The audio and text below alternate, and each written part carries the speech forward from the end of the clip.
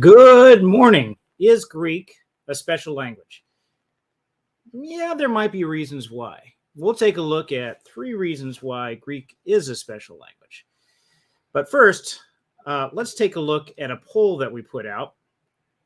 Asked you the question, what language or languages was the New Testament written in? And the response was pretty much overwhelmingly this Koine Greek stuff. That's at the top.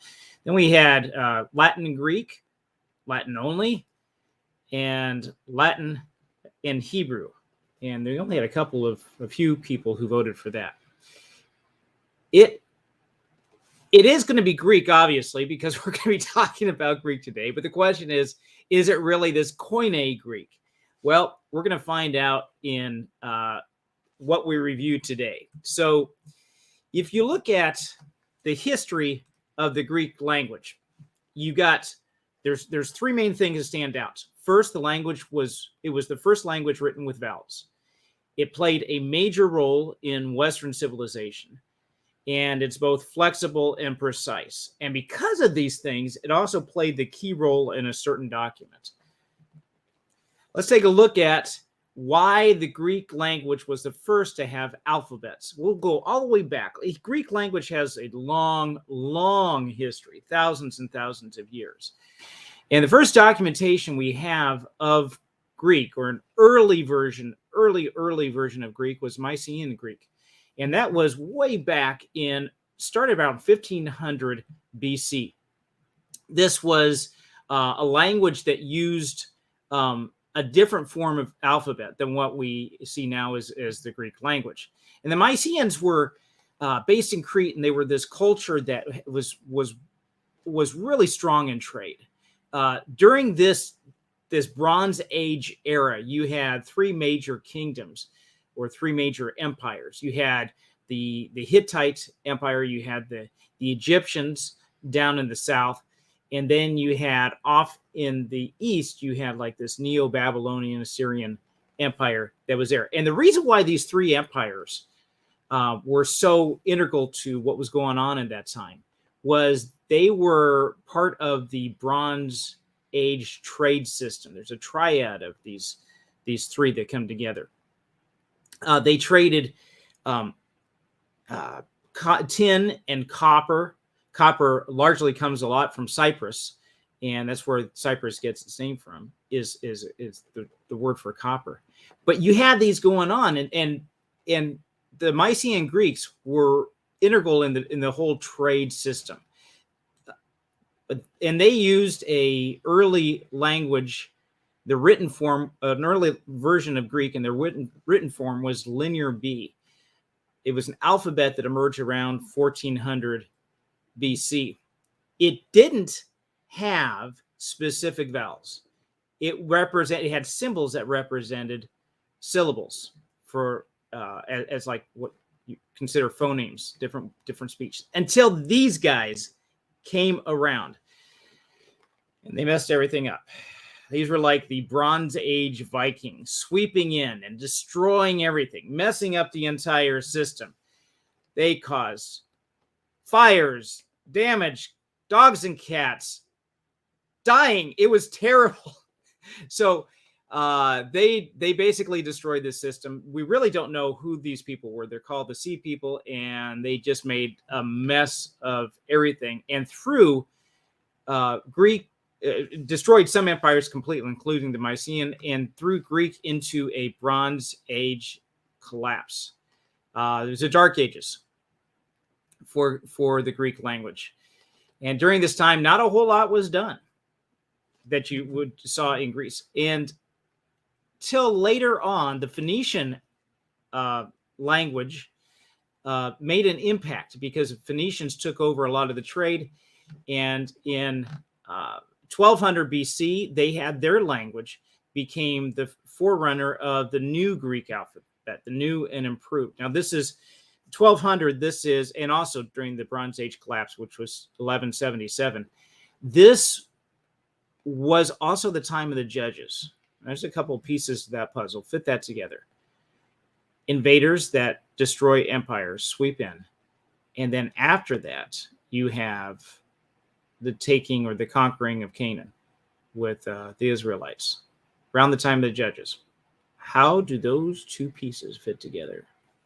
It's for another live stream. Okay, so the Phoenician alphabet was a consonantal script, and meaning that all they had was consonants. It didn't have any vowels. If you look at the script here, what would be A is just a consonantal stop. It's just, and they would speak, of course, with vowels, but they wouldn't write down the vowels. They would just shorten it down to abbreviations, like we would use the word management. An abbreviation of management would be MGT. But we would look at that and we would know that that was the case. And they had similar writing for them as well. Also with Hebrew. Hebrew was the same. It was a sister language of Phoenician. And as you can see there, I'll use the I'll use the Hebrew letters here as pronunciation. I don't know what the Phoenician names of their letters were, but we'll use Aleph, Bet, Gimel, the first three letters here in their alphabet, or A, B, G. So there is no vowel. It's just a consonantal stop. And the Greeks then came by and said, hey, we've got a brand new invention. We're going to put vowels in. Everybody else said, that's a waste of time. You're wasting papyrus. Don't write vowels. Everybody knows what they are. But they did. So that's the first thing. Greek alphabet was the first alphabet in history to include vowels. And that gave it an extra precision that other languages didn't have. So we come out of the Dark Ages and we hit the next two ages of the Greek language, the epics and the classical. So the epic period from 800 to 500 BC was the form of the Greek language that was used in the Iliad, the Odyssey, and Homeric hymns. Next period you have was the classical period, 500 to 300 BC. Athenian dominance, Athens, more than any other city-state, contributed to literature. Then you slip into this Koine Greek. Ah, there we go. This is a word that we had in our poll that we put out. Koine Greek. Was the Bible written down? Look at the dates. The answer? Yes. Yes, it was. So what's significant about this Koine Greek? And what's this funny word Koine? How's that related to everything? Well, it was because of this guy, Alexander the Great. As he conquered lands, he brought the Greek culture with him. He swept through this large empire that he had. And when he did, there was a process called Hellenization. The spread of Greek thinking and language and culture came with it. Well, with that came the Greek language. And Koine means common. It also spread with his empire. As Alexander the Great conquered the new lands and brought Greek culture with him, he spread all the way across. And we'll take a look, starting on that magenta color out here in Greece. He swept all out west and brought the Greek language with him. And it stuck. This Greek language stuck, even though when he died, 3, 2, 1, boom. The Ptolemies took over. The influence of Greece remained. Until the Romans came around. The Roman Empire conquered much of Alexander's territory, took over the Ptolemies. They took over Egypt. They took over the Eastern Mediterranean. And with that, the Greek language remained. Latin was in use around the empire from east to west. But it was more heavily commonly used more in the west. In the east, you still use Greek. The common people used it. The Romans came in, of course, they spoke Latin and they did what they needed to do, but street language was Greek. Most people spoke that. So then the New Testament, this is a clincher, probably absolutely the most important document that was written in Greek was the New Testament. More influential than any other book. more influential than Socrates or Plato, anything else that had previously been written in Greek. You have the New Testament. Now, why? Why was the New Testament written in Greek? Well, because it was the lingua franca of the Eastern Roman Empire and also into the West. So when it was written, it spread like wildfire. You had the New Testament, this common language that God chose to write or transmit his word in. It is easy for people to grasp. It's not some elitist language, not something that people, the common people can understand. It was something that was universal. Then you get into the medieval period of the Greek language. And the Greek language is changing slowly over this time, as languages do, but really, compared to other languages, it's really changing slowly. It has held on strongly since the Dark Ages, after the Bronze Age collapse. It's really held on to a lot of its form. You could, if you were a modern Greek speaker now, from what I understand, from what people tell me, you could understand maybe some classical Greek, maybe some Koine Greek.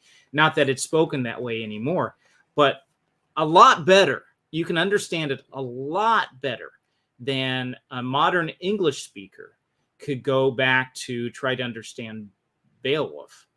Very difficult. So, and that would be Old English. And that's a lot, Old English is a lot younger than this medieval period here. So medieval period span from the fall of the Western Roman Empire up until the fall of the Eastern Roman Empire, the Byzantine Empire. Yes, the Byzantine Empire, that stayed around for, what is it? Close to, if you look at it as an extension of the Roman Empire, it was more than a millennium. So during this period, you had, despite the fall of the Western Roman Empire, the Eastern Roman or Byzantine Empire continued to flourish with Greek as its official language. As we've seen for a very long time, Greek played a significant role in the culture and identity of the Byzantine Empire. So how does that influence Western culture? This is just some empire on the eastern side of Europe. It influenced it because a lot of the culture that came out of the Byzantine Empire, with Justinian's laws that influenced even English common law centuries later, it influenced, it retained a lot of the earlier documents that we had from the classical period of Greece to math, history. It was a bastion of retaining a lot of this knowledge during the Dark Ages of the Western Europe. Greek remained the administrative and literary language until its fall in 1453. A lot of the common people then stopped using Greek, but it remained as an official language until the fall of Constantinople in 1453. Okay, so in addition to Greek being unique with vowels, a huge influence on Western civilization, Greek is also the language that's both flexible and precise. We don't have the time to get in all this, and I'd bore you to death if I went into all the nuances of the Greek language. That's not the point. There are some highlights here, and that is Greek's nouns, three main things. Greek nouns are inflected. Now, what does that mean? Inflected means that in a lot of languages, you have verbs that are inflected that will show you the time that something happens, the tense of the verb. And as the tense, that you can show the tense of a verb by the endings or the way that the verb is formed, maybe a prefix, suffix. The form of the verb changes, meaning that it gives it a different sense of time. Maybe there's mood, maybe there's other things that are there as well. So in English, we have that, and you can think of other Latin languages, Romantic languages like Spanish. You conjugate these verbs. Well, in Greek, the nouns are essentially conjugated too. The nouns change form depending on the part of speech it is. And there's 5 cases in Greek. There's nominative, dative, genitive, nominative, dative, genitive, accusative, and vocative. So you have these different forms of these nouns that would change its shape. It'd be conjugated, and that would mean the different part of speech. Because of that, in English, you get the noun part of speech, whether it's subject, object, direct object, or noun of direct address, by its placement or showing possession. Possession's the only one that's different. You have the apostrophe S, and that's an example of a change in the form of the noun that shows its part of speech. So Kim's car, it's showing possession. In Greek, you do that for subject, object, direct object, do it all. Then that means that you can change the word order wherever you want, because in English and in a lot of other languages, it's the placement of the noun in the sentence that tells you what form of speech it is. So like John threw the ball to Kim, John would be the subject, Kim, and so forth. If you switch Kim threw the ball to John, okay, now the meaning changes. Well, in Greek, you got the different forms. It doesn't matter where you put them. So that's with the nouns. It gives it a lot of flexibility, order, things that you can do with nouns that you can't. Greek also has a rich vocabulary because of its centuries of use in science and philosophy. So it's drawing all this in. So it's almost like a technical language with a lot of the nouns that are being used in there. And then you have Greek verbs that are used as a sophisticated system of tenses and moods and aspects that cover a nuance of how an action is performed and its temporal relations with other events. So we do that in other languages too, but it's more intense there. So this is called inflection, and there's other languages that do have more inflection than Greek. I think Finnish might be the most inflective language with all the different forms that something can take that'll give you different nuances, different flavors. You imagine if we spoke a language that only had maybe two tenses for a verb, past or present.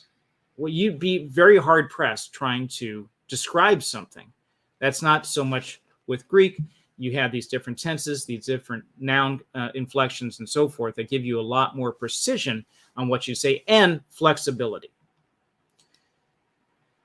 So with that, you have flexibility. These aspects contribute to flexibility and precision in communication. The linguistic balance has made Greek a versatile language, well suited for expressing a wide range of ideas with clarity and nuance. So you have the philosophers that use it. You have the New Testament. It's able to talk about some real nuances of theology. Sometimes it needs you have to look at the language a little bit closer to get a really good translation, because things don't always translate into English. If it's a very compact language too, if you were to translate from English to Greek, you would lose it. You don't have to use as many words because it's a little more precise. You can compact it down to maybe 5-10%.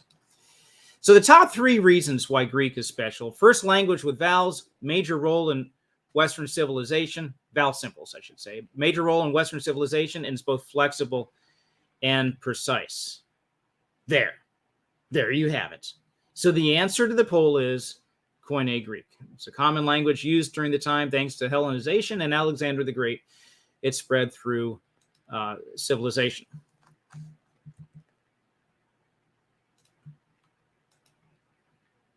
So we have coming up tomorrow, we're going to be switching gears. We're going to be talking about Star Trek, The Next Generation, The Naked Truth. We're going to take a look at Star Trek and see if there's anything that can be pulled out of there in the Next Generation series. Ran for years. One of my favorites. And is there stuff in there that has eternal or spiritual value that can be used as talking points to people? And then we're going to do the same with The Edge of Tomorrow. The day after that, we're going to do The Edge of Tomorrow. I'm getting confused in how this is all put together. Edge of Tomorrow, 2 days from now. Next week, Christian aliens? How does that work? We'll find out. Until then, enjoy your coffee and the rest of your day, and we'll see you then.